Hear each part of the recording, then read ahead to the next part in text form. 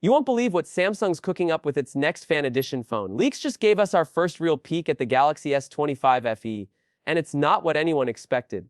The design? Sleeker. The specs? Sharper. But there's a twist that's got fans split right down the middle. Some are hyped, others totally losing faith in the whole FE idea. And honestly, both sides have a point. Let's unpack what's really going on here. Welcome back, viewers. James here. Smash that like button, share this video, and hit subscribe if you love juicy tech leaks with zero fluff. So here's the deal, the Galaxy S25 FE is bringing back the Exynos chip. Yep, the same one from the S24 series. And it's got people talking.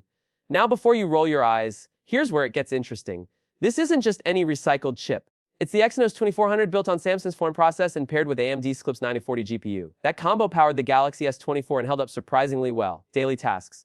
Smooth. Gaming. Decent. But flagship killer. Let's not get ahead of ourselves. Geekbench results reveal something sneaky. The S25 FE's international version scored slightly lower than the US variant. Corvus 2064 and 6016 multi-core via 6899. Not a huge gap, but enough to raise eyebrows, especially if you're expecting S24 like muscle and a cheaper body. And here's another twist: rumors suggest up to 12 GB of RAM and 256 GB of storage, possibly even in the base version. If that happens and Samsung keeps the price around $700, it could quietly become the best value flagship of the year. Big, though.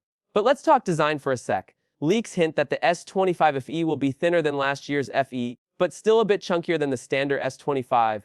Basically, it's trying to strike a balance between premium feel and that classic FE affordability. It'll also ship with One UI 8 and Android 16 out of the box. And yep, Samsung's promising 7 years of updates. That's basically Apple-level longevity, and honestly, that's wild for an F phone. Now, ready for a glow up? The selfie cam gets a bump to 12MP, finally ditching the outdated 10MP sensor from older FE models. That means better selfies, sharper video calls, and maybe even less envy when your friend's using an S25. But wait, this story gets bigger. Because Samsung's not just revamping the FE.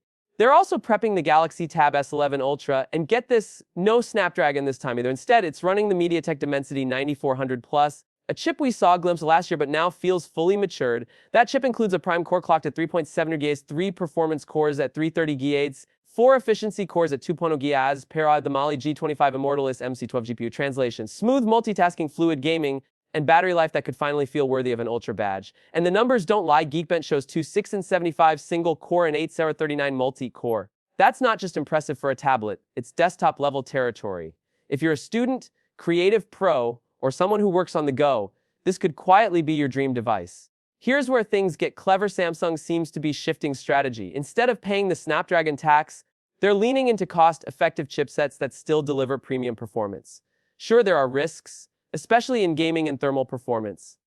But if they nail the balance, they could totally flip the midrange game, and let's be real, these aren't wild experiments. Both chips, Exynos 2400 and Dimensity 9400 Plus, are already proven. They just haven't had their spotlight moment until now. One more thing, both devices are expected to launch later this year.